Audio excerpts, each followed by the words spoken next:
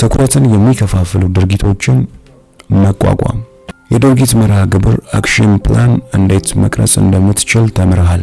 በዚህ ምዕራፍ ደግሞ በመንገድ ላይ ሊፈጠሩ የሚችሉ ትኩረትን የሚከፋፍሉ ድርጊቶችን እንዴት መቋቋም እንደምትችል እናያለን። የዚህን መጽሐፍ ጉዞ ስትጀምር ሰልፍ ዲሲፕሊን ማይንድሴት ወይም ራስን የመግዛት ችግር በተወሰነ መልኩ እንደሚኖርበት ተስፋ አደርጋለሁ። ከዚህ በመነሳት ዓላማን ለማሳካት ወጥና ቁርጠኛ መሆን እንዳለበት ተገንዘብ።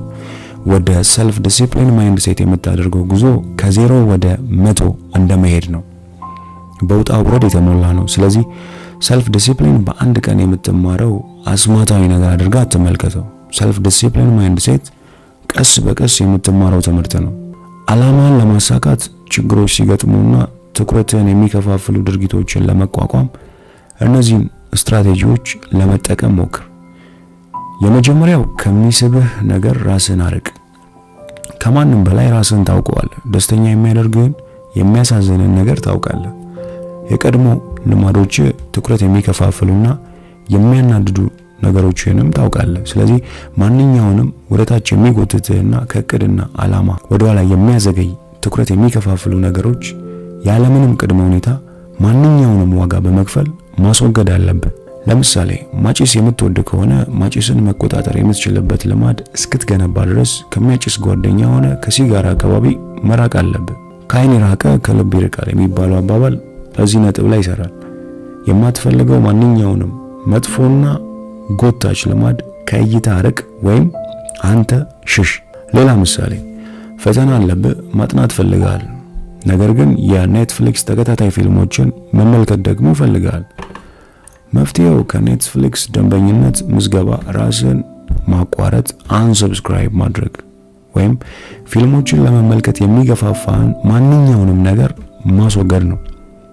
ሁለተኛው ስልት ትኩረትን የሚከፋፍሉ ነገሮችን በመቃወም ራስን በዓይነ ሕሊና ወይም ቪዥዋላይዝ ማድረግ ነው። ፈተናዎችን ስትቋቋም በዓይነ ሕሊና ተመልከት። አእምሮህን የሚሞላው ነገር በአስተሳሰብ ላይ ተጽዕኖ እንደሚኖረው አስታውስ። ስለዚህ አእምሮህ ፈተናን እንዲቋቋም መንገር፣ ይህ በዓይነ ሕሊና መመልከትህ ጦርነትን ለአእምሮአችን በምንም ዋጋ ፈተናን እንዳይቀበል ያደርገዋል። በራስ የመተማመን ስሜት እስኪሰማ ድረስ በዓይነ ሕሊና ማየት እንዳታቆም። ሶስተኛው ስልት ጊዜያዊ ደስታን ከረጅም ጊዜ ውጤቶች ጋር አነጻጽር። ትኩረትን የሚከፋፍሉ ድርጊቶችን ለመቋቋም ከጊዜያዊ ደስታና እርካታ በዘለለ ትኩረትን ለረጅም ጊዜ ውጤትና ዘግይቶ ለሚመጣ ስኬት ላይ አድርግ። በመቀጠል የድርጊት መርሃ ግብር አክሽን ፕላን ለማውጣት እነዚህን ዝርዝሮች ማካተትን እርግጠኛ ሁን። እቅድን የምታሳካበት ጊዜ፣ ተጨባጭ ችግሮችን ለመፍታት የምትጓዝባቸው ስትራቴጂዎች፣ እንዲሁም መሻሻልህን የምትቆጣጠርበት ወይም የምትገመገምበት ሰንጠረዥ። የድርጊት መርሃ ግብር ወይም አክሽን ፕላን ምን ያህል የጠለቀና የተብራራ መሆን እንዳለበት መወሰን ያንተ ምርጫ ነው። ግብ ወይም አክሽን ፕላን ስማርት የሚለውን የተለመደ ሞዴል ግን መከተሉን እርግጠኛ ሁን። ስማርት ስንል ስፔሲፊክ፣ ሜዠረብል፣ አቺቨብል፣ ሪያሊስቲክ እና ታይምሊ ማለታችን ነው። ስማርት ግቦች ተግባሮችን በቀላሉ መቆጣጠር እንድንችል ያግዙናል። ሰልፍ ዲሲፕሊን ቀጣይነት ባለው መልኩ እርምጃዎችን መውሰድ ማለት ሲሆን ምን አይነት እቅድ ማውጣት እንዳለብህ ካላወቅ ኮንሲስተንሲ ወይም ወጥነት ባለው መልኩ ቀጣይነት ያለው ሆኖ ለመቆየት አስቸጋሪ ይሆናል። ስለዚህ ስማርት ግቦችን ማውጣትና ማቀድ አእምሮን ዲሲፕሊን ያደርገዋል። ይህም በቋሚነት ውጤታማ የሆነ ልማድን ለመገንባትና ሰልፍ ዲሲፕሊን ማይንድሴትን ለመገንባት ያግዛል። እቅድና ግብ አውጥተ በምትንቀሳቀስበት ጊዜ በጉዞ ላይ ብዙ ተግዳሮቶችና ፈተናዎች ይኖራሉ። ያልተጠበቀ ነገር ቢከሰት ምን ማድረግ እንዳለበት ቀድመ ማቀድ ያስፈልጋል። ሊከሰቱ የሚችሉ ችግሮችን ከወዲሁ ለመተንበይ ሞክር ወይም ለነሱ በመዘጋጀት ለመፍታት ስልቶችን አዘጋጅ። ለምሳሌ ነገ ከጧቱ 11 ሰዓት ከእንቅልፍ ነቅተ ስፖርት ለመስራት እቅድ ካወጣ አላርምን አጥፍተ ተመለሰ ብተኛ እንኳን ለቤት ውስጥ ያለ ሰው እንዲቀሰቅስና እንዲያስነሳ ኃላፊነት ስጥ። ለቤት ውስጥ የሚተባበር ሰው ከሌለ ስልክን ካንተ አርቀህ አስቀምጥ። አላርሙን ለማጥፋት ካልጋ መነሳትና መውረድ አይቀርም።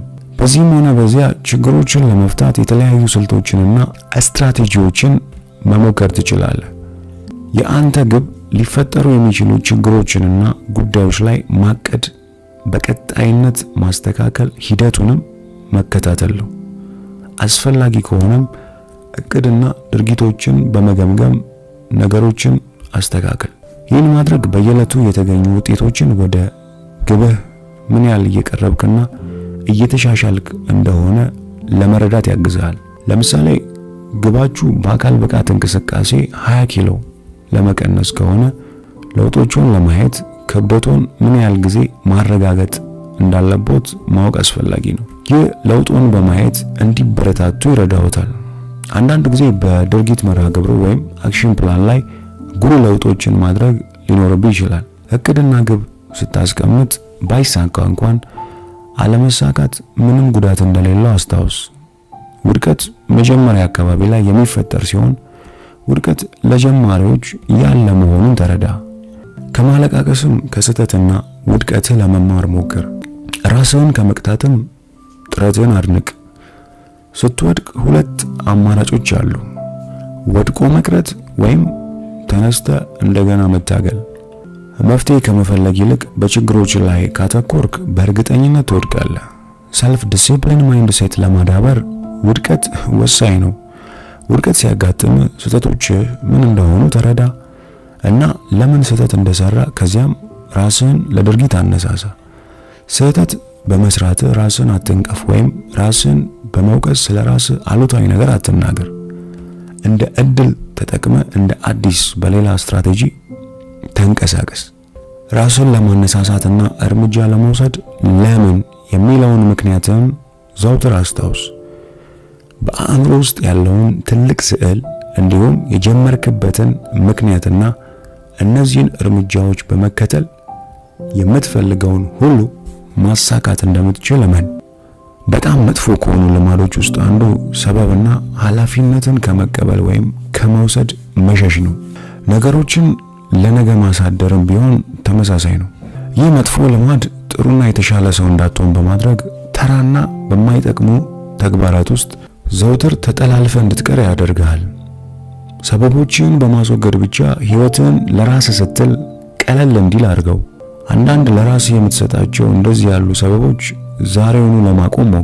ትክክለኛ ጊዜ እየጠበቁኝ ነው። አንዳንድ ሰዎች ነገሮችን ለማድረግ ውስጣቸው ደስ እስኪለው ወይም እስኪሰማቸው ድረስ መጠበቅ እንዳለባቸው ያምናሉ። እነዚህ ሰዎች ሙዲ ወይም በስሜታቸው የሚመሩ አይነት ሰዎች ናቸው። ሰልፍ ዲሲፕሊን የሚሰራው እንዲህ አይደለም። ትክክለኛውን ጊዜ መጠበቅ አቁም። ትክክለኛው ጊዜ ዛሬና አሁን ነው። በስሜቱ ላይ በመመስረት እርምጃ ከመውሰድ ታቀብ። ምክንያቱም ስሜቶች ሁል ጊዜ ይለዋወጣሉ። በተለይም ምንም ነገር ለማድረግ በነሱ ላይ መታመን በጣም የከፋ ነው። ሰልፍ ዲሲፕሊን በራሳችን ላይ ከምንጨክንባቸው ገደቦች ያልፋል። በፍጹም ትክክለኛ ጊዜ እስኪመጣ በማለት ቁጭ ብሎ አይጠብቅም። በተቃራኒው አሁን ምን ላድርግ በማለት ራሱን ለኃላፊነትና ድርጊት ወይም እርምጃ ያነሳሳል።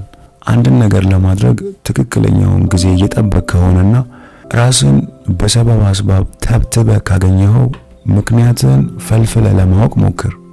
ይህ ግብን እንድታውቅና እርምጃ እንድትወስድ ያግዛል። ሰበብ አንተን ከማሸነፉ በፊት አንተ ሰበብን ልታሸንፈው ይገባል። ለምሳሌ የአካል ብቃት እንቅስቃሴ ለማድረግ ከጠዋቱ 12 ሰዓት ከእንቅልፍ ስትነቃ ሰበብ ታቀርባለህ። በጣም ጠዋት ነው በማለት በሚቀጥለው ቀን ከጠዋቱ 1 ሰዓት ስትነቃ አሁንም ሰበብ ታቀርባለህ፣ ምክንያቱም በጣም ረፍዷል በማለት። እንዲህ ያሉ መሰል ሰበቦችን እየደረደር ከቀጠልክ ምንም ውጤት አታገኝም። ስለዚህ መደረግ ያለበትን አድርግ፣ ሰበብ አቁም። ሌላው ሰበብን ለማቆም ውጤታማው መንገድ የውሳኔ ሰጪነት ችሎታን ማዳበር ነው። The Power of Habit መጽሐፍ ደራሲ ቻርልስ ዶይንግ እንደገለጸው ለልማዶች ተጠያቂ የሆነው የአእምሮ ክፍል ባሲል ጋንግሊያ ይባላል። ይህ ክፍል እንደ ትውስታ፣ ስሜቶችና ፓተርን የመሳሰሉ መረጃዎችን በጥቅል የሚያከማች ኃላፊነት አለበት። በቀላል አነጋገር ይህ የአእምሮ ክፍል ባሲል ጋንግሊያ አዲስ ልማድን በፈጠርክ ቁጥር ልማዶችን አውቶማቲክ ያደርጋል። አሮጌ ልማዶች አውቶማቲክ እንዳይሆኑ መከላከልና አዲስ ልማዶች ለመገንባት የውሳኔ ሰጪነት ችሎታን አዳብር። መጀመሪያ ላይ የቆዩ ልማዶችን ማስወገድ እንግዳ ሊሆን ይችላል። በውሳኔ በመጽናት አዲሱን ልማድ አእምሮ እንዲቀበለው ማድረግ ይቻላል። ይህም ያለማቋረጥ ልምምድን እንደሚጠይቅ ልብ በል። እነዚህን እርምጃዎች በመከተል ሰበቦችን ማቆምና ግቦቻችሁን ለማሳካት አስፈላጊውን ሰልፍ ዲሲፕሊን ማይንድ ሴት ማዳበር ትችላላችሁ።